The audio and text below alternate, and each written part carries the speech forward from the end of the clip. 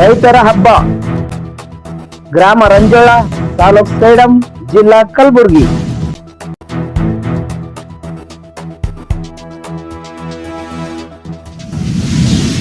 ಪ್ರತಿ ವರ್ಷದಂತೆ ಈ ವರ್ಷವೂ ಕೂಡ ಕಾರುಣ್ಣಿಮೆಯಂದು ರೈತರ ಹಬ್ಬ ಆಚರಿಸಲಾಗುವುದು.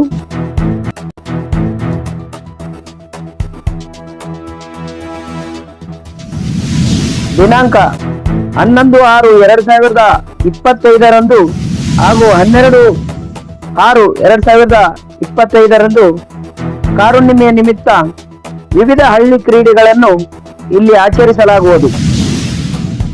ಕಾರಣ, ಹಳ್ಳಿ ಕ್ರೀಡೆ ಮರಳು ಎತ್ತುವವರು, ಸಂಗರಾಯನ ಕಲ್ಲೆತ್ತುವವರು, ಕೈಕುಸ್ತಿ ಆಡುವವರು ಹೆಚ್ಚಿನ ಸಂಖ್ಯೆಯಲ್ಲಿ ಆಗಮಿಸಬೇಕಾಗಿ ಸಮಸ್ತ ರಂಜೋಳಿ ಗ್ರಾಮದ ವತಿಯಿಂದ ವಿನಂತಿ.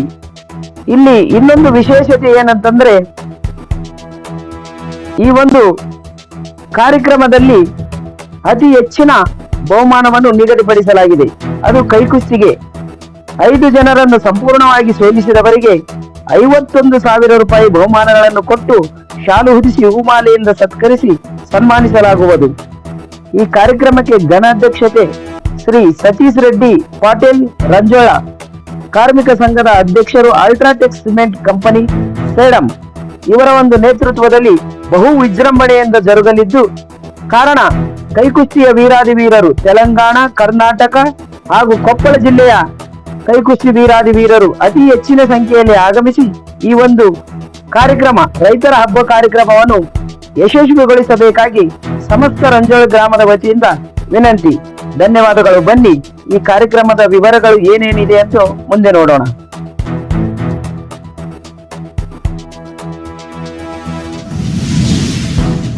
ಕನ್ನಡ ಕಲಾವೇದಿಕೆ ಚಾನೆಲ್ ವೀಕ್ಷಕರಿಗೆ ತುಂಬ ಹೃದಯದ ಧನ್ಯವಾದಗಳು. ರಂಜೋಳಿ ಗ್ರಾಮ ರೈತ ಹಬ್ಬ, ರಂಜೋಳಿ ಗ್ರಾಮ ತಾಲೂಕ್ ಸೇಡಂ ಜಿಲ್ಲಾ ಕಲಬುರಗಿ. ಈ ರೈತ ಹಬ್ಬದ ನಿಮಿತ್ತ ಕ್ರೀಡೆಗಳು, ಹಳ್ಳಿ ಕ್ರೀಡೆಗಳು ಈಗಾಗಲೇ ಭಾಳಷ್ಟು ಕಡೆ ನಶಿಸಿ ಹೋಗಿದೆ. ಇದನ್ನು ಮತ್ತೆ ವಿಜೃಂಭಿಸಬೇಕು ಅನ್ನೋ ಒಂದು ಉದ್ದೇಶವನ್ನು ಇಟ್ಕೊಂಡು ಅಧ್ಯಕ್ಷರು ಸತೀಶ್ ರೆಡ್ಡಿ ಪಾಟೀಲ್ ರಂಜೋಳ ಇವರು ಈ ಒಂದು ಹಳ್ಳಿ ಕ್ರೀಡೆಗಳನ್ನು ಪುನರ್ಜೀವನಗೊಳಿಸಬೇಕನ್ನೋ ಉದ್ದೇಶದಿಂದ ಇಲ್ಲಿ ಎಲ್ಲ ತರಹದ ಕ್ರೀಡೆಗಳನ್ನು ನೇಮಿಸಿದ್ದಾರೆ. ನಂತರ ಇನ್ನೊಂದೇನಂತಂದರೆ ಬಹು ದೊಡ್ಡ ಬಹುಮಾನವನ್ನು ಇಲ್ಲಿ ಘೋಷಣೆ ಮಾಡಿದ್ದಾರೆ. ಗೌಡ್ರು ಕೈಕುಸ್ತಿಯಲ್ಲಿ 1,00,000 ಸುಮಾರು ಅಂದರೆ 51,000 ರೂಪಾಯಿಗಳ ಬಹುಮಾನವನ್ನು ನಿಗದಿಪಡಿಸಿದ್ದಾರೆ. ಈ ಒಂದು ಕೈಕುಸ್ತಿ ಪಂದ್ಯದಲ್ಲಿ ನಮ್ಮ ಯಾದಗಿರಿ, ಕಲಬುರಗಿ ಹಾಗೂ ತೆಲಂಗಾಣ ಜಿಲ್ಲೆಯ ನಾರಾಯಣಪೇಟ, ತದನಂತರ ಕೊಪ್ಪಳ ಜಿಲ್ಲೆಯಲ್ಲಿ ಕೂಡ ಸಾಕಷ್ಟು ಮುಂಗೈ ಆಟಗಾರರಿದ್ದಾರೆ. ಅವರನ್ನು ಕೂಡ ನಾವು ಆಹ್ವಾನಿಸುತ್ತಿದ್ದೇವೆ. ಯಾಕಂತಂದರೆ ಇಲ್ಲಿ ಅತಿ ಹೆಚ್ಚು ಬಹುಮಾನವನ್ನು ನಿಗದಿಪಡಿಸಲಾಗಿದೆ. ಇನ್ನೂ ಬರಲಿಕ್ಕೆ ಸಮಯ ಕೂಡ ಇದೆ. ದಯಮಾಡಿ ಯಾರಾದರೂ ಇಚ್ಛೆಯುಳ್ಳವರು ಅನ್ನೋದಕ್ಕಿಂತ ತಾವು ಆ ಭಾಗದವರು ಈ ಭಾಗಕ್ಕೆ ಬಂದರೆ, ಈ ಭಾಗದವರು ನಾವು ಆ ಭಾಗಕ್ಕೆ ಬಂದರೆ ನಿಮ್ಮ ಸಂಖ್ಯೆ ಹೆಚ್ಚಿಗೆ ಆಗುತ್ತೆ. ಆಗ ಸರ್ಕಾರದ ಗಮನಕ್ಕೆ ಕೂಡ ಹೋಗುತ್ತೆ. ಇನ್ನೊಂದೇನಂತಂದರೆ, ಶ್ರೀಮಾನ್ ನಮ್ಮ ಸಚಿವರಾದಂಥ ಶರಣ್ ಪ್ರಕಾಶ್ ಪಾಟೀಲ್ರವರ ಆಪ್ತ ಮಿತ್ರರು ಇವರು, ರೈಟ್ ಹ್ಯಾಂಡ್, ಅವ್ರ ಜೊತೆಯಲ್ಲೇ ಇರ್ತಾರೆ. ಈ ಆಟದ ಬಗ್ಗೆ ಭಾಳಷ್ಟು ಕಾಳಜಿ ವಹಿಸುವಂಥವರು. ನಂತರ ಈ ಆಟವು ಕೂಡ ಒಂದೆರಡು ಜಾಗದಲ್ಲಿ ನೋಡಿದವರು, ಆಡಿದವರು ಅದಾರೆ. ಅದಕ್ಕಾಗಿ ಇದನ್ನು ಬೆಳೆಸಬೇಕನ್ನೋ ಉದ್ದೇಶದಿಂದ ಅವರು ಮುಂದಕ್ಕೆ ಬಂದಿದ್ದಾರೆ. ನಮ್ಮ ಚಾನೆಲ್ ವತಿಯಿಂದ ಕೋಟಿ ನಮನಗಳನ್ನು ಅವ್ರಿಗೆ ಸಲ್ಲಿಸ್ತೀವಿ. ಯಾಕಂತಂದರೆ ಈ ಹಳ್ಳಿ ಕ್ರೀಡೆ ಭಾಳಷ್ಟು ವರ್ಷಗಳಿಂದ ಹಳ್ಳಿಯಲ್ಲಿ ಉಳ್ಕೊಂಡಿದೆ. ಇದನ್ನು ಯಾರು ಬೆಳೆಸುವಂಥ ಪ್ರಯತ್ನ ಮಾಡಿಲ್ಲ. ನಮ್ಮ ಗೌಡರು ದೊಡ್ಡ ಇಚ್ಛೆಯನ್ನು ಮಾಡಿ ಈಗ ಮುಂದಕ್ಕೆ ಬಂದು ದೊಡ್ಡ ಪ್ರೈಸನ್ನು ಇಟ್ಟಿದ್ದಾರೆ. 51,000 ಅಂದರೆ ಸಣ್ಣ ಮಾತಲ್ಲ. ಅದಕ್ಕಾಗಿ ಹೆಚ್ಚಿನ ಸಂಖ್ಯೆಯಲ್ಲಿ ಆಗಮಿಸ್ತೀರಿ ಅಂತೇಳಿ ನಾನು ಕೇಳ್ತಾ, ಇದರಲ್ಲಿ ಏನೇನಿದೆ ನಮ್ಮ ಗೌಡ್ರೆಲ್ಲ ವಿವರಿಸ್ತಾರೆ. ಅವ್ರ ಜೊತೆಯಲ್ಲಿ ಮಾತಾಡೋಣ. ಗೌಡ್ರೆ ನಮಸ್ಕಾರ. ಈ ಒಂದು ಹಬ್ಬದ ನಿಮಿತ್ತ ಈ ಹಳ್ಳಿ ಕ್ರೀಡೆಗಳೆಲ್ಲ ಮುಳುಗಿ ಹೋಗುವಂಥ ಹಂತದಲ್ಲಿದ್ದು, ಇದನ್ನು ತಾವು ವಿಜೃಂಭಿಸ್ತಾ ಇದ್ದೀರಿ, ಅದನ್ನು ಪುನರ್ಜೀವಗೊಳಿಸ್ತಾ ಇದ್ದೀರಿ. ಇದು ತುಂಬ ಹೆಮ್ಮೆಯ ವಿಷಯ. ಈ ಹಳ್ಳಿಯ ಭಾಗದಲ್ಲಿರುವಂಥವ್ರಿಗೆ ಎಲ್ಲ ಒಳ್ಳೆ ಖುಷಿ ಕೊಡುವಂಥ ವಿಷಯ. ಈ ಒಂದು ಹಬ್ಬ ಪ್ರತಿ ವರ್ಷ ಮಾಡ್ತೀರಾ ಅಥವಾ ಇದೇ ವರ್ಷ ಏನಾದರೂ ಹಾಕೊಂಡಿದ್ರೆ ಗೌಡ್ರೆ? ಸುಮಾರು 4ನೇ ವರ್ಷ ಈ ರಂಜೋಳ ರೈತರ ಹಬ್ಬವನ್ನು ಆಚರಣೆ ಮಾಡ್ತಾ ಇದ್ದೀವಿ. ವಿಶೇಷವಾಗಿ ಈ ದೇಶದಲ್ಲಿ ಅನ್ನ ನೀಡತಕ್ಕಂಥ ರೈತರಿಗೆ ಯಾರೂ ಕೂಡ ಪರಿಗಣಿಸ್ತಾ ಇಲ್ಲ. ನಮ್ಮ ರಂಜೋಳದ ವಿಶೇಷತೆ ಏನಂದರೆ, ಈ ಅನ್ನ ನೀಡ್ತಕ್ಕಂಥ ರೈತರಿಗೆ ಇವತ್ತಿನ ದಿವಸ ನಾವು ರಂಜೋಳ ಗ್ರಾಮದವರು ಇಡೀ ರಾಜ್ಯದಲ್ಲೇ ರಂಜೋಳ ರೈತರ ಹಬ್ಬ ಅಂತೇಳಿ ನಾವು ಆಚರಣೆ ಮಾಡ್ತಾ ಇದ್ದೇವೆ. ಭಾಳ ಖುಷಿ ತರ್ತಕ್ಕಂಥ ಮಾತಿದೆ. ಇದು ಸತತವಾಗಿ 4ನೇ ವರ್ಷ ಇದು ನಾವು ಆಚರಣೆ ಮಾಡ್ತಾ ಇದ್ದೇವೆ. ಇದೆಲ್ಲ ಕೂಡ ಪರಂಪರೆಯಾಗಿ ನಮ್ಮ ಯುವಕರಿಗೆ ನಾನು ಮನವಿ ಮಾಡಿಕೊಂಡಿದ್ದೀನಿ. ಇದು ನಾನು ತೀರಿ ಹೋದರೂ ಕೂಡ ನನ್ನ ಊರಿನ ಒಂದು ಘನತೆ ನೀವೆಲ್ಲ ಪರಂಪರೆಯಾಗಿ ಪಾಲಿಸ್ಬೇಕಂತೇಳಿ ನನ್ನ ಊರಿನ ಸಮಸ್ತ ರಂಜೋಳ ಗ್ರಾಮದ ಎಲ್ಲರಿಗೆ ನಾನು ಬೇಡ್ಕೊಂಡಿದ್ದೀನಿ. ಇದು ದೊಡ್ಡ ಮಾತು. ಇನ್ನೊಂದೇನಂತಂದ್ರೆ ಗೌಡ್ರೆ, ಈಗ ಹಳ್ಳಿ ಕ್ರೀಡೆಗಳು ಭಾಳಷ್ಟು ಹಳ್ಳಿಯಲ್ಲಿ ಉಳ್ಕೊಂಡಿವೆ. ಈ ಒಂದು ಕ್ರೀಡೆಯ ಬಗ್ಗೆ ನಾನು ಬೆಂಗಳೂರಲ್ಲಿ ಕೂಡ ಹೋಗಿದ್ದೆ, ನಮ್ಮ ಕ್ರೀಡಾ ಇಲಾಖೆಯಲ್ಲಿ ಕೂಡ ಹೋಗಿ ಭೇಟಿ ಮಾಡಿದ್ದೆ. ಅಲ್ಲಿ ಹೇಳಿದ್ರೆ ಅವರು ಈಗ ಇರುವಂಥ ಕ್ರೀಡೆಗಳೇ ಕೆಲವೊಂದು ತೆಗಿತಾ ಇದ್ದೇವೆ ಸರ್, ಇದನ್ನ ಎಲ್ಲಿ ಸೇರಿಸ್ಲಿಕ್ಕೆ ಆಗುತ್ತೆ ಅಂದರೆ, ಇಲ್ಲ ಸರ್ ಆ ರೀತಿ ಅನ್ಬೇಡ್ರಿ, ಇದು ಭಾಳಷ್ಟು ವರ್ಷಗಳಿಂದ ಉಳ್ಕೊಂಡಂಥ ಕ್ರೀಡೆ ಇದೆ. ನೀವು ಬಂದು ನೋಡಿದರೆ ಲಕ್ಷಾನುಗಟ್ಟಲೆ ಇದರಲ್ಲಿ ಫಾಲೋವರ್ಸ್ ಇದ್ದಾರೆ, ಸಾವಿರ ಸಂಖ್ಯೆಯಲ್ಲಿ ಆಡುವಂಥವ್ರು ಇದ್ದಾರೆ. ಅದಲ್ಲದೆ ನಮ್ಮ ಶ್ರೀಮಾನ್ ಶರಣ್ ಪ್ರಕಾಶ್ ಪಾಟೀಲ್ ಮಿನಿಸ್ಟರ್ ಸಾಹೇಬರಿಗೂ ಗೊತ್ತಿದೆ, ಇದು ಗೊತ್ತಿರುವಂಥ ಆಟ ಇದೆ, ಇದಕ್ಕಾಗಿ ಅವರು ಬೆಂಬಲ ನೀಡ್ತಾರೆ ಅಂತೇಳಿ ನಾನು ಕೇಳ್ಕೊಂಡಿದ್ದೆ. ಒಂದು ವೇಳೆ ನಮ್ಮ ಆಟಗಾರರೆಲ್ಲ ತಮ್ಮ ಹತ್ರ ಬಂದು ರಿಕ್ವೆಸ್ಟ್ ಮಾಡಿಕೊಂಡ್ರೆ ಈ ಆಟಕ್ಕೆ ತಾವು ಸರ್ಕಾರಕ್ಕೆ ಸೇರಿಸಲಿಕ್ಕೆ ಬೆಂಬಲವಾಗಿರ್ತೀರಾ ಸರ್? ಖಂಡಿತವಾಗಿ ಈ ಆಟ ಇವತ್ತು ಏನಾಗಿದೆ ಅಂದರೆ, ಈ ಜಗತ್ತಿನಲ್ಲಿ ಅದು ಭಾರತದಲ್ಲಿ ಓನ್ಲಿ ಕ್ರಿಕೆಟ್ಗೆ ಮಾತ್ರ ಪ್ರಾತಿನಿಧ್ಯ ಇದೆ. ನೀವು ನಿನ್ನೆ ಮಾತ್ರ ನೋಡಿರ್ಬೋದು, RCB ಟೀಮು ಗೆದ್ದ ಒಂದು ಖುಷಿ ಕ್ಷಣ, ಒಂದು ಹರ್ಷದ ಕ್ಷಣ ನೀವು ನೋಡಿರ್ಬೋದು. ಸುಮಾರು 3 ಲಕ್ಷ ಜನ ಇವತ್ತು ಬೆಂಗಳೂರಲ್ಲಿ ಬಂದು ಆಚರಣೆ ಮಾಡುತ್ತಿರುವಾಗ ಸುಮಾರು 11 ಜನ ಮತ್ತು 43 ಜನ ಇವತ್ತು ಗಾಯಗೊಂಡಿದ್ದಾರೆ. ಸುಮಾರು 11 ಜನ ಇವತ್ತು ಮರಣವನ್ನು ಹೊಂದಿದ್ದಾರೆ. ಇದು ಭಾಳ ದುಃಖವಾದ ಸಂಗತಿ. ಇವತ್ತು ನಾನು ಹೇಳೋದು ಇಷ್ಟೇ, ಮುಖ್ಯವಾಗಿ ಇಲ್ಲಿ ಕ್ರಿಕೆಟ್ಗೆ ಮತ್ತು ಇಂಥ ಒಂದು ಗೇಮ್ಗಳಿಗೆ, ಇಂಥ ಒಂದು ಆಟಗಳಿಗೆ ಪ್ರಾತಿನಿಧ್ಯ ಇದೆ. ಆದರೆ ಈಗ ನಮ್ಮ ಭಾರತದಲ್ಲೇ ನಶಿಸಿ ಹೋಗುವ ಇದು ಕೈ ಕುಸ್ತಿ ಆಗಿರ್ಬೋದು, ಇವತ್ತು ಎಲ್ಲ ಕ್ರೀಡೆಗಳು ಇದೆ. ಇವತ್ತು ಲಗೋರಿ ಆಗಿರ್ಬೋದು, ಇಂಥವೆಲ್ಲ ಕೂಡ ನಶಿಸಿ ಹೋಗುವಂಥ ಸಂದರ್ಭದಲ್ಲಿ ನಾವು ರಂಜೋಳ ಗ್ರಾಮದ ಎಲ್ಲ ನನ್ನ ಯುವಕರು, ಸಮಸ್ತ ರಂಜೋಳ ಗ್ರಾಮದವರು ಇವತ್ತು ನಾವು ಅಂಥ ಒಂದು ನಮ್ಮ ಭಾರತದ ಕ್ರೀಡೆಗಳನ್ನು ಎತ್ತಿಡಿಯಲು ಪ್ರಯತ್ನ ಮಾಡ್ತಾ ಇದ್ದೇವೆ. ಅದು ನಮ್ಮ ಚಾನಲ್ ಮುಖಾಂತರ ಎಲ್ಲ ಕಡೆ ಹೋಗ್ಬೇಕಂತೇಳಿ ನನ್ನ ಬಯಕೆ. ತುಂಬ ಒಳ್ಳೆ ಮಾತು ಗೌಡ್ರೆ. ಈಗಾಗಲೇ ನಾನು ಈ ಒಂದು ಆಟ ನಮ್ಮ ಒಂದು ಇದು ಕ್ರೀಡಾ ಇಲಾಖೆ ಗಮನಕ್ಕೆ ತಂದಿದ್ದೀನಿ. ಇನ್ನು ಮುಂದೆ ನಾವೆಲ್ಲರೂ ಸೇರಿಕೊಂಡು ತಮಗೆ ಒಂದು ಮನವಿ ಮಾಡ್ತೀವಿ. ತಮ್ಮ ಮುಖಾಂತರ ಶ್ರೀಮಾನ್ ಸಚಿವರಿಗೆ, ಶರಣ್ ಪ್ರಕಾಶ್ ಪಾಟೀಲ್ ಸಚಿವರಿಗೆ ಗಮನಕ್ಕೆ ತರೋಣ. ನಂತರ ಇದೊಂದು ಕ್ರೀಡೆ ಗೌರ್ಮೆಂಟಲ್ಲಿ ಸೇರಿಸಬೇಕು ಅನ್ನೋದು ನನಗೂ ತುಂಬ ಕಾಳಜಿ ಇದೆ. ಇದಕ್ಕಾಗಿ ತಮ್ಮ ಸಲಹೆ ಸಹಕಾರಗಳು ನಮಗೆ ಬೆಂಬಲವಾಗಿರುತ್ತೆ ಅಂತ ನಾವು ಬಯಸ್ತೀವಿ. ಅದಕ್ಕೆ ಏನಂತೀರಿ ಗೌಡ್ರೆ? ಖಂಡಿತವಾಗಿ ಇದು ಹೆಂಗಂದರೆ, ಈ ಕ್ರೀಡೆ ಏನಿದೆ ಇದು ಭಾಳ ಸಮೃದ್ಧಿ, ಅಂದರೆ ಯುವಕರಿಗೆ ಭಾಳ ದಷ್ಟಪುಷ್ಟ ಆಗುವಂಥ ಒಂದು ಆಟವಾಗಿದೆ. ನಾನು ಖಂಡಿತವಾಗಿ ನಮ್ಮ ಮಾನ್ಯ ಸಚಿವರ ವತಿಯಿಂದ ನಾನು ಸರ್ಕಾರಕ್ಕೆ ಗಮನಕ್ಕೆ ತರ್ತೀನಿ. ಏನಂದರೆ, ಇದು ರಾಜ್ಯ ಸರ್ಕಾರದ ಆಟ ಆಗಬೇಕು.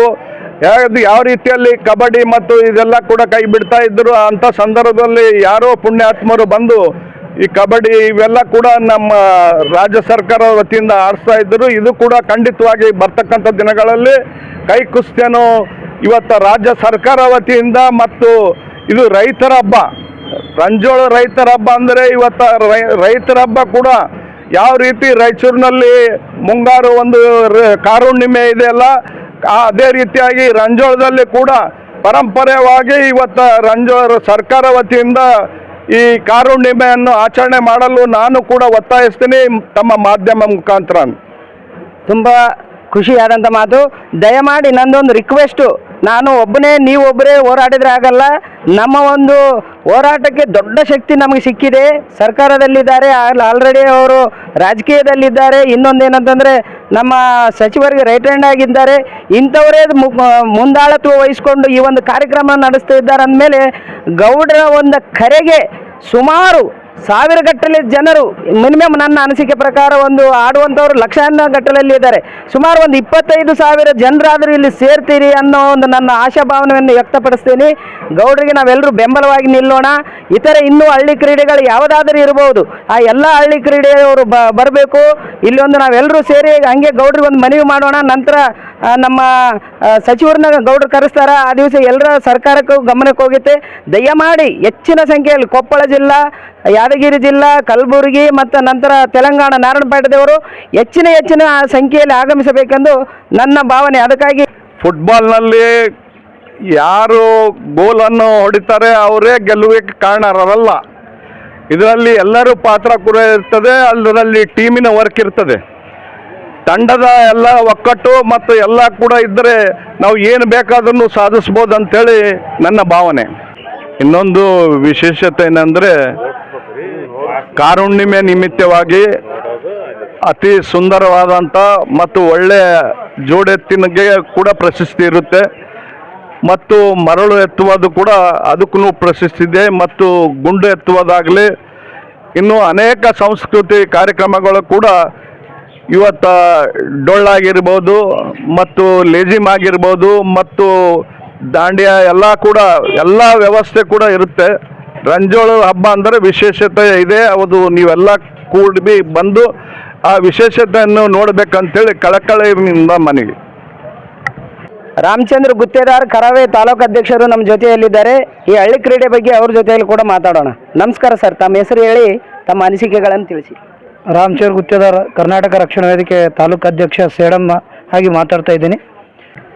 ರಂಜೋಳ ರೈತರ ಹಬ್ಬ ಸೇಡಂ ತಾಲೂಕಿನ ರಂಜೋಳ ಗ್ರಾಮದಲ್ಲಿ ಪ್ರತಿ ವರ್ಷದಂತೆ ಈ ವರ್ಷವೂ ಕೂಡ ರೈತರ ನಿಮಿತ್ತ ಕಾರ್ಯಹುಣ್ಣಿಮೆ ನಿಮಿತ್ತ ದಿನಾಂಕ 11/6/2025 ಹಾಗೂ 12/6/2025 ಬುಧವಾರ ಮತ್ತು ಗುರುವಾರದಂದು ರೈತರ ಹಬ್ಬ ಅದ್ದೂರಿಯಾಗಿ ಜರುಗುವುದು.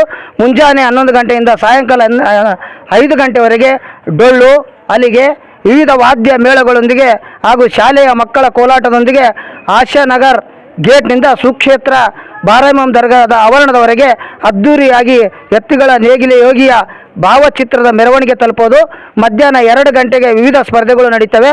150 kg ಮರಳು ಚೀಲ ಎತ್ತುವ ಸ್ಪರ್ಧೆ, ಇದಕ್ಕೆ 2100 ರೂಪಾಯಿ ಬಹುಮಾನವಿರುತ್ತದೆ. ಅದೇ ರೀತಿ ಗುಂಡೆತ್ತುವ ಸ್ಪರ್ಧೆ, ಇದಕ್ಕೆ 1100 ರೂಪಾಯಿ ಬಹುಮಾನವಿರುತ್ತದೆ. ಅದೇ ರೀತಿ ಸುಂದರ ಜೋಡೆತ್ತುಗಳ ಸ್ಪರ್ಧೆ, ಇದಕ್ಕೆ 2100 ರೂಪಾಯಿ ಬಹುಮಾನ ಇರ್ತದೆ. ತದನಂತರ 11 ಜೂನ್ 2025 ಸಾಯಂಕಾಲ 7 ಗಂಟೆಯಿಂದ ದಿನಾಂಕ 12 ಜೂನ್ 2025 ಕೈಕುಸ್ತಿ ಸ್ಪರ್ಧೆ ಆಗುವುದು. ಈ ಸ್ಪರ್ಧೆಯಲ್ಲಿ ಸಂಪೂರ್ಣ 5 ಜನಕ್ಕೆ ಸೋಲಿಸಿದರೆ 51,000 ರೂಪಾಯಿಗಳ ಬಹುಮಾನವನ್ನು ನೀಡಲಾಗುತ್ತದೆ. ಅದೇ ರೀತಿಯಾಗಿ 3 ಹೊಡೆದರೆ ಬೆಳ್ಳಿ ಕಡಗವನ್ನು ನೀಡಲಾಗುತ್ತದೆ. ಅದೇ ರೀತಿ ರೈತರ ಹಬ್ಬದ ಸಮಾರೋಪ ಸಮಾರಂಭ ಕಾರ್ಯಕ್ರಮಕ್ಕೆ ರಾಜಕೀಯ ಮುತ್ಸದ್ದಿಗಳು, ಈ ನಾಡಿನ ದೊರೆಗಳಾಗಿರ್ತಕ್ಕಂಥ ಸನ್ಮಾನ್ಯ ಶ್ರೀ ಡಾಕ್ಟರ್ ಶರಣಪ್ರಕಾಶ್ ಪಾಟೀಲ್ ಮಾನ್ಯ ಶಾಸಕರು, ವೈದ್ಯಕೀಯ ಶಿಕ್ಷಣ ಸಚಿವರು, ಕೌಶಲ್ಯಾಭಿವೃದ್ಧಿ ಸಚಿವರು, ಕರ್ನಾಟಕ ಸರ್ಕಾರ ಇವರು ಆಗಮಿಸಲಿದ್ದಾರೆ. ಈ ಕಾರ್ಯಕ್ರಮದ ಘನ ಅಧ್ಯಕ್ಷತೆಯನ್ನು ಮಾನ್ಯ ಶ್ರೀ ಸತೀಶ್ ರೆಡ್ಡಿ ಪಾಟೀಲ್ ರಂಜೋಳ್, ಕಾರ್ಮಿಕ ಸಂಘದ ಅಧ್ಯಕ್ಷರು, ಅಲ್ಟ್ರಾಟೆಕ್ ಸಿಮೆಂಟ್ ಕಾರ್ಖಾನೆ ಸೇಡಂ. ಈಗಾಗಲೇ 1000 ಮುದ್ರಣಿಕೆ ಪತ್ರಿಕೆಗಳನ್ನು ಹಂಚಿ ಬಂದಿದ್ದಾರೆ. ಇನ್ನೂ 1000 ಪತ್ರಿಕೆಗಳನ್ನು ಈಗಾಗಲೇ ನಾವು ಮಾಡಿದ್ವಿ, ಎಲ್ಲ ಕಡೆ ಹಂಚ್ತೀವಿ. ತಮಗೆ ತಿಳಿದ್ರು ತಾವು ಅಷ್ಟೇ ಇರಬೇಡ್ರಿ, ತಾವು ವಾಟ್ಸಪ್ ಗ್ರೂಪ್ಗಳ ಮುಖಾಂತರ ಬೇರೆ ಕಡೆ ಎಲ್ಲ ಪ್ರಚಾರ ಆಗಬೇಕು. ಇದೇ ಮುಂದಿನ ಗುರುವಾರ ಮತ್ತು ಬುಧವಾರ ದಿವಸ ದಯವಿಟ್ಟು ಎಲ್ಲರೂ ಬರಬೇಕು. ಮಾನ್ಯ ವೈದ್ಯಕೀಯ ಶಿಕ್ಷಣ ಕೌಶಲ್ಯಾಭಿವೃದ್ಧಿ ಸಚಿವರು ಕರ್ನಾಟಕ ಸರ್ಕಾರ ಡಾಕ್ಟರ್ ಶರಣಪ್ರಕಾಶ್ ಪಾಟೀಲ್ ಸಹ ನಮ್ಮ ಊರಿಗೆ ಅವತ್ತು ಬರ್ತಾರೆ. ಅವರಿಗೆ ತಾವೇನು ಹೇಳಿದ್ದೀರಿ, ನಮ್ಮ ಅಣ್ಣನ ನೇತೃತ್ವದಲ್ಲಿ ಆ ಕೆಲಸ ತಪ್ಪದೇ ಮಾಡ್ತಾರೆ. ಅವ್ರು ಏನೇ ಒಂದು ಕೆಲಸ ಹಿಡಿದ್ರೆ ಅದು ಬಿಡಂಗಿಲ್ಲ, ಅದು ಸದಾ ಸಿದ್ಧ ಇದೆ. ಅದು ಯಾಕಂದ್ರೆ ಹಳ್ಳಿ ಆಟಗಳೆಲ್ಲ ಮುಳುಗೋಗಿದ್ದಾವೆ. ಹಳ್ಳಿ ಆಟಕ್ಕೆ ನೀವು ರೆಡಿ ಇರ್ರಿ, ನಾನು ಒಬ್ಬ ಸಂಘಟನಾಕಾರನಾಗಿ ನಾನು ಸದಾ ಸಿದ್ಧ ಇರ್ತೀನಿ ತಮ್ಮಿಂದ ಅಂತಕ್ಕಂಥ ಮಾತನ್ನು ಹೇಳಿ ಈ ಕಾರ್ಯಕ್ರಮಕ್ಕೆ ಸರ್ವರಿಗೆ ಹಾರ್ದಿಕ ಸ್ವಾಗತ ಕೋರುವವರು ಸಮಸ್ತ ರಂಜೋಳ ಗ್ರಾಮಸ್ಥರು ಅಂತೇಳಿ ಹೇಳಕ್ಕೆ ಇಷ್ಟಪಡ್ತೇನೆ.